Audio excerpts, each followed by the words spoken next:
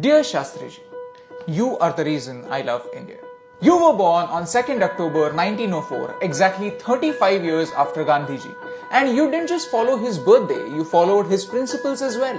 You were short, you were just 5 feet tall. But you were not short-sighted. You saw that a name is just a tag that traces your caste, and castes lead to discrimination. India as a country had bigger problems to worry about.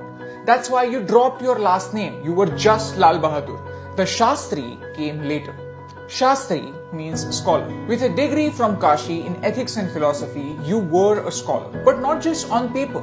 When you were the transport minister in UP, you started employing more women in the industry. You said, why can't women be conductors? Shastri ji, aapke jaisa koi nahi. You were a man with power who never abused his power. When your son used the government car for his own personal purpose, you actually calculated the fare and paid it from your own pocket. I mean, why? Who was looking over you? Who was there to question you? Who would have said that you were wrong? But you knew that you were wrong. You questioned yourself and your ethics were always looking over you. Shastri ji, aapke jaisa koi nahi. In 1964, you became the second Prime Minister of India when we needed you the most. In 1965, we were at war against Pakistan. When they attacked, you realized that this is no time to talk. Their mighty weapons will be met with mightier men. You kept the Gandhi inside you aside. You did what was necessary.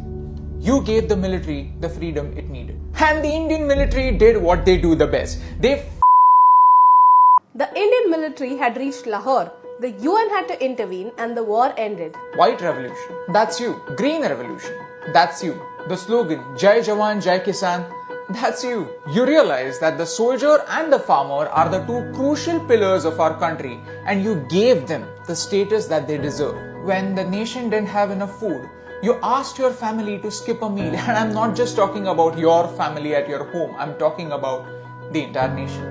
And more importantly, people listened. They actually skipped one meal every week because we were at war. People who could afford food chose to let go of it. We had that sense. We had that unity. We, as the people of the country, acted as if we were a part of a family. With you as a head. Why are we missing this feeling today? Why are we not like that today? From joining the Indian freedom struggle as a teenager to successfully curbing the 1947 riots and being the most honest Prime Minister this country has ever seen, there is so less information about your life. When we were researching for the video, we realized there was so little information about your work on the internet. तो आपके death के बारे में क्या बोलें?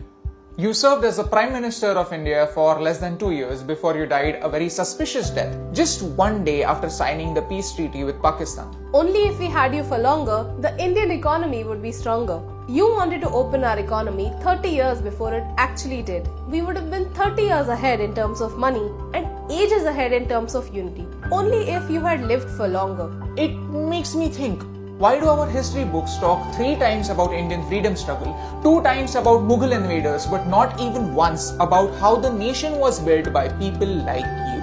But I want to change that. I want to send a message out there in the world that a nice guy can climb a ladder even if it is surrounded by so many snakes. You are no more, but I want your ideas to live forever and give birth to somebody who stands for everything that you stood for and make us say, Shastri ji, आपके जैसा कोई है।